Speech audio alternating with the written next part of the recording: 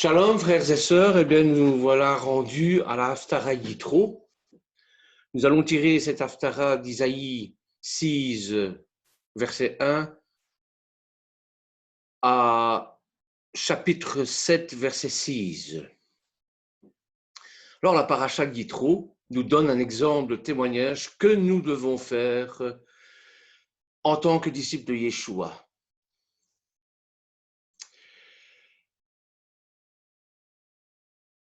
Yitro, c'est le beau-père de Moshe. C'est un grand prêtre madianite. Et il apprend les miracles opérés par Dieu lorsqu'il fait sortir son peuple d'Égypte. Il rejoint les Hébreux avec sa fille Tzipora, épouse de Moshe, et leurs deux fils. Voyant Moshe s'épuiser à résoudre les problèmes de tous, il lui conseille de déléguer à un conseil de 70 parmi les anciens d'Israël les problèmes personnels et de se réserver aux affaires les plus importantes.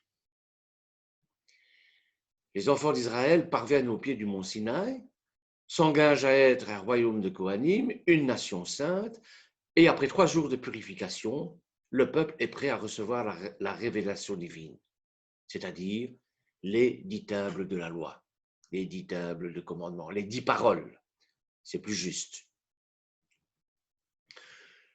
Le peuple est complètement dépassé par l'intensité de l'événement. Il craint de mourir et demande à Moïse d'être l'intermédiaire entre lui et Dieu. Les rabbins ont choisi l'appel d'Isaïe comme éclairage de cette paracha. Et vous allez comprendre pourquoi. Il est bien sûr difficile de trouver le lien entre cette paracha, donc la paracha Yitro, qui est une paracha très profonde, dont le point principal est bien sûr le don de la Torah et la vision d'Isaïe. La vision d'Isaïe qui est en quelque sorte un appel à son ministère. À la première lecture, le choix est simple.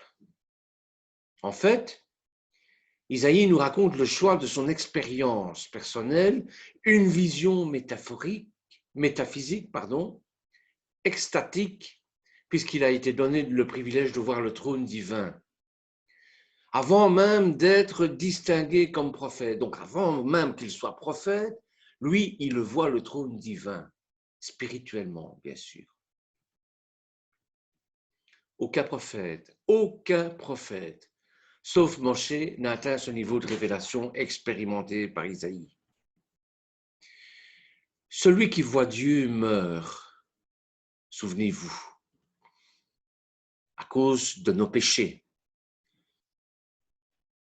et à cause de la pureté, de la sainteté de Dieu, qui ne supporte pas, bien sûr, la souillure, qui ne supporte pas le péché.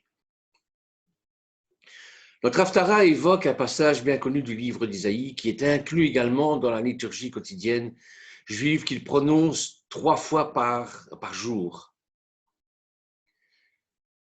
C'est l'Amida. L'Amida, c'est une prière récitée debout. C'est un ensemble de bénédictions occupant une place centrale dans les offices de la prière du judaïsme.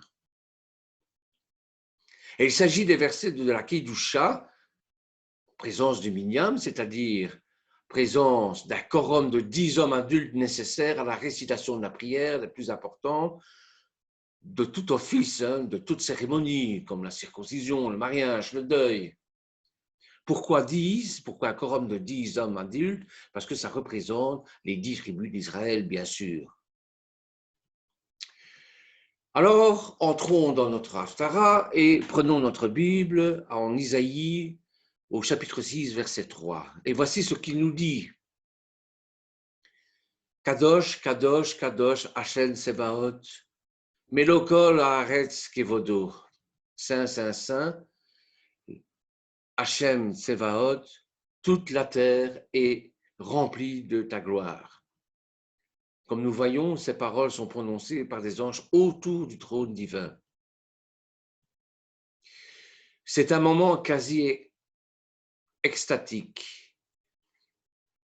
À ce moment-là, chaque personne joint les pieds, debout, pousse sur la pointe des pieds à chaque fois que le terme Kadosh est prononcé, comme si on se détachait du contact avec la terre, comme si on l'évitait. Bon, le symbolisme spirituel est clair, hein, c'est comme si on entrait dans une autre dimension. Voilà le lien avec la paracha, la sanctification de la matière par l'esprit. Lors du don de la Torah, les Bnei d'Israël entrent dans une autre dimension et l'union du corps, du corporel que je dois dire, du matériel, du spirituel, ne font qu'un au point qu'ils ont peur. Ils se demandent ce qui leur arrive. Voyons un peu plus loin dans Isaïe au chapitre 6, verset 5. Et je me dis, malheur à moi, je suis perdu, car je suis un homme aux lèvres impures, je demeure au milieu d'un peuple aux lèvres impures, et mes yeux ont vu le roi, l'Éternel Sébaoth. Donc, il reconnaît qu'il est un pécheur. Dans chaque prière, nous devrons reconnaître que nous sommes pécheurs pour pouvoir nous approcher du trône divin. Isaïe fait alors l'expérience de la sanctification, de la purification. Et au verset 6, il nous décrit cette expérience de purification. Alors un des séraphins vola à moi, tenant en main une pierre ardente qu'il avait prise sur l'autel avec des pincettes. Il en effleura ma bouche et dit, « Ceci a touché tes lèvres, et maintenant tes péchés ont disparu, tes fautes sont effacées. » Voilà, c'est Dieu qui efface nos fautes. C'est Dieu qui nous purifie pour pouvoir s'approcher de lui. Et c'est par Yeshua que nous nous approchons du trône divin, qui, lui, nous a purifiés également par son sang sur la croix. D'ailleurs, Yeshua a beaucoup de choses à dire sur la sanctification. Et ça, il faut lire Jean au chapitre 17, qui est en quelque sorte le testament de Yeshua. Et regardez au verset 16 ce qu'il nous dit. Ils ne sont pas du monde, tout comme moi je ne suis pas du monde. Consacre-les par la vérité. Ta parole est vérité. La sanctification est un état de mise à part pour Dieu. Tous les croyants en lui sont sanctifiés. C'est grâce à lui que vous êtes en Yeshua Mashiach, lui qui est devenu, par la volonté de Dieu, notre sagesse, notre justice, la source de notre sainteté et notre libérateur. 1 Corinthiens, chapitre 1, verset 30. Donc, il s'agit d'une mise à part. Kadosh, c'est ça, la sanctification, c'est ça, c'est une mise à part, une fois pour toutes, par laquelle nous appartenons à Dieu éternellement. Et d'une composante essentielle de notre salut, c'est notre union à Christ. C'est alors qu'Isaïe répond à l'appel de l'Éternel. Après la purification, la sanctification, eh bien voici maintenant la consécration. En Isaïe 6, verset 8, « Puis j'entendis la voix du Seigneur disant, « Qui enverrai-je et qui ira pour nous ?» Et je répondis, « Ce sera moi, envoie-moi. » Donc il faut absolument être purifié et sanctifié pour se consacrer au ministère dont nous devons accomplir. J'ai repris cette étape pour répondre à l'appel de Dieu, un peu comme les 6 jours de la création, avec le Shabbat bien sûr. Donc c'est cette promesse, cette mesure à prendre dans nos vies. Dieu a un appel pour notre vie. Mais faisons-lui confiance. Il viendra nous rejoindre là où nous vivons en tenant compte de nos passions. Jérémie, chapitre 29, versets 11 à 12. « Car je connais bien, moi, les desseins que j'ai conçus à votre égard, dit l'Éternel. Desseins qui visent votre bonheur et non votre malheur, et vous assurent un avenir plein d'espérance. Alors vous m'invoquerez et vous pourrez me mettre en route. Vous m'adressez des prières et je vous exaucerai. Donc, on a beau invoquer le Seigneur, hein, on a beau lui adresser nos prières. La seule condition pour qu'il les exauce, ces prières, eh bien, c'est d'abord parce qu'il nous connaît. Ils sont nos reins et nos cœurs. Et c'est dans un but de découvrir le bonheur en Dieu que nous recherchons vraiment les desseins que l'Éternel nous a mis sur la route. Donc, ça, c'est la première chose. La seconde chose, c'est Dieu nous appelle par notre nom. Il veut collaborer avec nous, nous impliquer dans son œuvre libératrice. Faisons-lui confiance encore. Et maintenant, ta vie, maintenant notre vie, faisons-lui confiance en mettant notre vie à sa disposition, sans condition. Comme je l'ai dit dans 1 Corinthiens au chapitre 1, verset 30, « Or, c'est par lui que vous êtes en Yeshua Mashiach, lequel de par Dieu a été fait pour nous sagesse, justice et sanctification et rédemption. » Troisième chose, Dieu nous connaît. Il veut se révéler tel que nous sommes vraiment et comment il est présent dans nos vies. Faisons-lui encore de nouveau confiance. La foi, c'est ça. L'émouna, c'est ça, c'est faire confiance. La bitaron en hébreu. Donc, il sera toujours avec nous et près de nous. Ensuite, Dieu a un message unique et libérateur pour nous. Il désire que nous proclamions à travers nos paroles et nos actes. Et c'est un peu ce que je fais ici. Et je lui fais entièrement confiance. Parce qu'il va me guider dans ce que je vais dire. Dans ce que je vais dire pour vous. Ce ne sont plus mes paroles, mais c'est la parole du Seigneur. C'est lui qui les met sur mon cœur. C'est lui qui les met dans ma bouche. C'est lui qui utilise mes lèvres. C'est lui qui utilise ma pensée. Enfin, j'espère que c'est comme ça que vous me voyez en tout cas. Donc, et ça, pour ça, je m'appuie sur Romains 8, chapitre 1 à 3. Il n'y a donc maintenant aucune condamnation pour ceux qui sont en Yeshua Mashiach.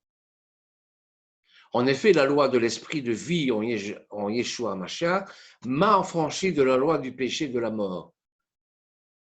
C'est par mon baptême que je suis sur la voie de la rédemption, évidemment. Et c'est Yeshua qui va me présenter au Père, c'est le Père qui va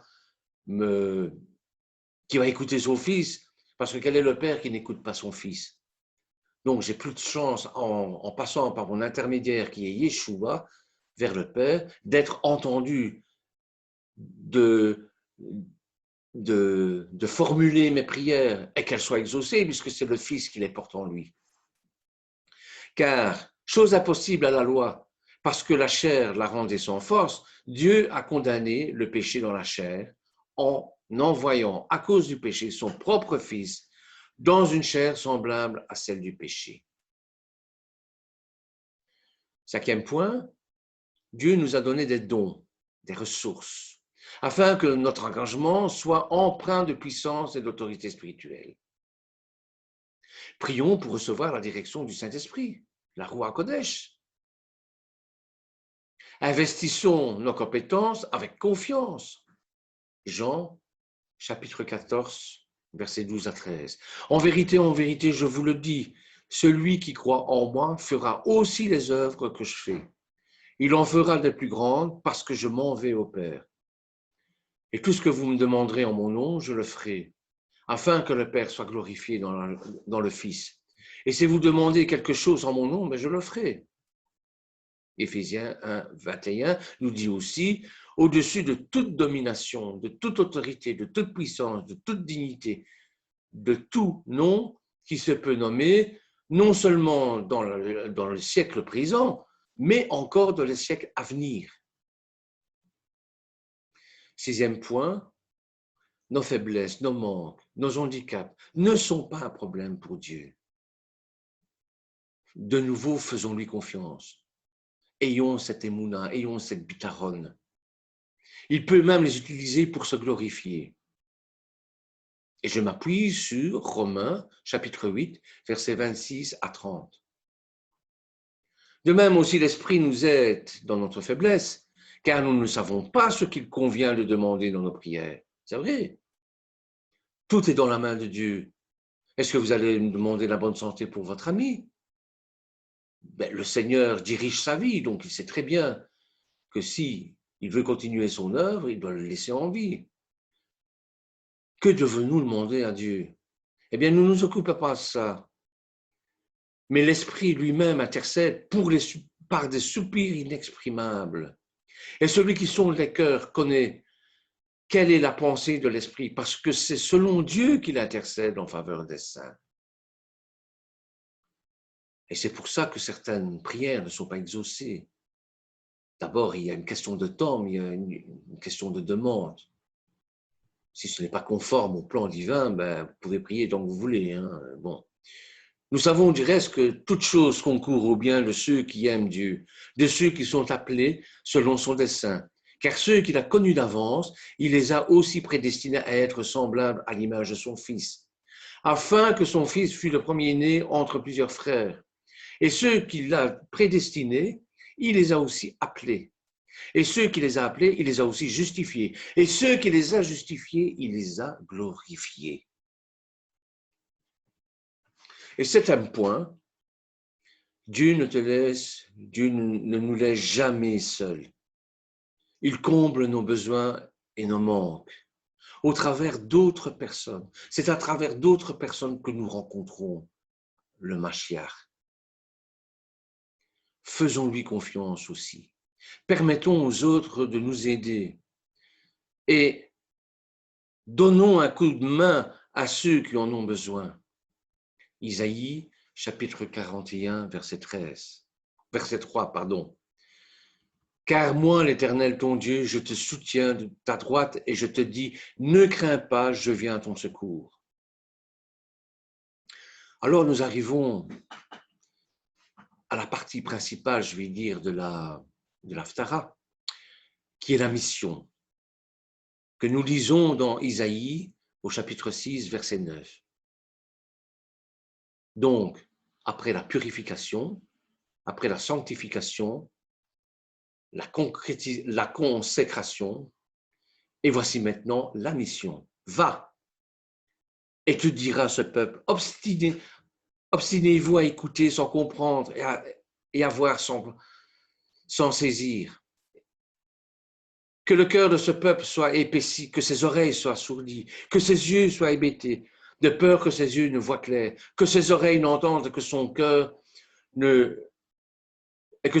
comprenne, qu'il ne s'amende alors et ne soit sauvé. Qu'est-ce que ça veut dire? Eh bien, c'est la même attitude que pour Pharaon. L'Éternel endurcit les cœurs pour que le mal puisse aller à son comble. Ça veut dire quoi? Ça veut dire que la libération doit être totale, complète et définitive. Et pour ça, il faut aller jusqu'au bout des choses. Il faut boire le vin jusqu'à la lie.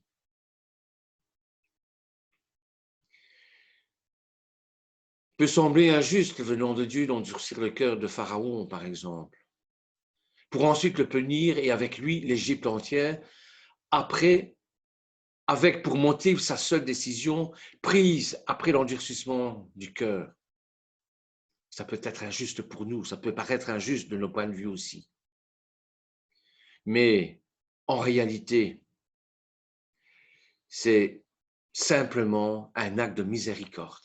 Si nous n'allons pas au bout des choses, nous ne pourrons pas être sauvés totalement et complètement et libérés totalement et complètement de nos addictions, de nos entraves que Satan a mis sur nos routes, des chaînes que Satan a liées notre cœur. Alors au verset 11, et je dis, mais jusqu'à quand, Seigneur? Elle répondit, jusqu'à ce que dans les villes désolées, il n'y ait plus d'habitants, dans les maisons plus un être humain, et que le pays dévasté soit devenu une solitude. Physiquement, politiquement, les Assyriens sont aux portes de la maison d'Éphraïm. Et voilà ce qui va arriver. L'Éternel disséminera les hommes, et grand sera l'abandon au sein de ce pays. Donc, il prophétise déjà l'exil des nations, l'exil dans les nations des 10 tribus d'Israël. Ça, c'est physique, ça. Mais cet exil est aussi psychologique et cet exil est aussi spirituel. À peine un dixième survivra, qui à son retour sera dévasté. Mais tout comme la terebinthe et le chêne, lorsque les abats conservent leur souche, la race sainte verra subsister une souche. C'est là que viennent les Assyriens, donc ils vont envahir toute la maison, toute la partie nord, tout le royaume du nord d'Israël, hein, la maison d'Éphraïm, la maison de Joseph, et le Seigneur lui dit, il ne restera pratiquement plus rien qu'un tout petit reste. Vous savez, c'est comme un agriculteur lorsqu'il plante du colza, par exemple. Il va planter du colza, puis il va récolter son colza, et puis il va assainir son champ, il va planter des salades. Et bien, immanquablement, dans les salades, il va voir des pousses de colza aussi. Et pourtant, il avait la certitude, ce jardinier, que son terrain était complètement assaini. Eh bien, c'est ça que ça veut dire. Le peuple juif, c'est un peu ça. La race hébraïque ne peut pas disparaître parce que c'est la race élue, c'est la race de Dieu, c'est la race qui continue à se purifier, qui continue à se sanctifier, qui continue à se consacrer pour la tâche qui sera de nous donner le Mashiach. Et dans un avenir futur, eh bien, ce reste d'Israël qui va passer à travers tous ces jugements pour justement être purifié,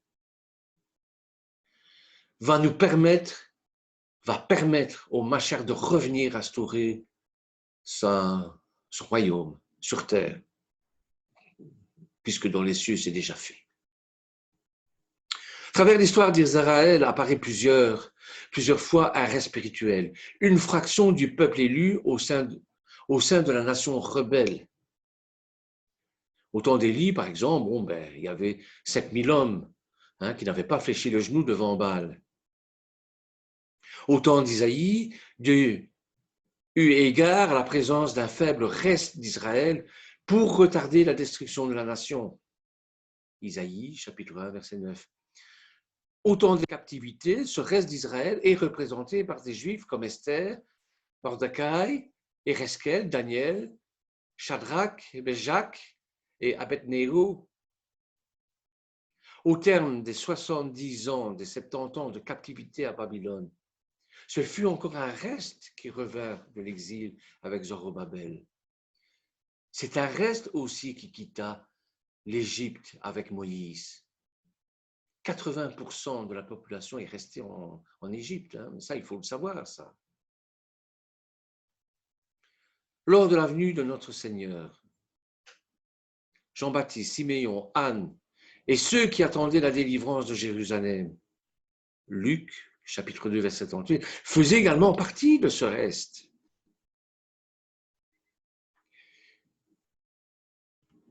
Donc, ce reste sera là également. Ce sera par l'intermédiaire du reste que le royaume sera réétabli à la fin des temps.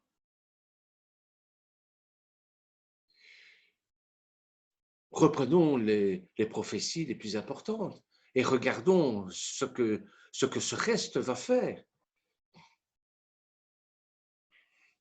Ce reste, c'est bien sûr les 144 000 Israélites portant le sceau, Apocalypse 7, versets 3 à 8. et ils devront passer par la grande tribulation.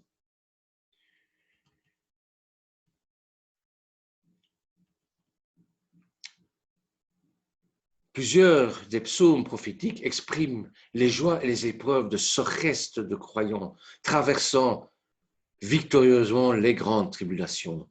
Donc, si l'exercice de la justice divine est nécessaire, elle est toujours accompagnée de miséricorde et de grâce. En Isaïe 7, il nous est dit, il arriva du temps d'Achaz, fils de Jotham, fils d'Uzia, roi de Juda, que Ressin, roi de Syrie, et de concert avec Pékar, fils de Ramaliou, roi d'Israël, marcha sur Jérusalem pour l'attaquer, mais ne put triompher d'elle. Dans la maison de David, apprit cette nouvelle, le Syrien venu camper avec Éphraïm, son cœur et le cœur de son peuple en frissonnèrent, comme les arbres d'une forêt frissonnent sous le vent. La trahison, la trahison au sein même du peuple élu, au sein même du peuple d'Israël.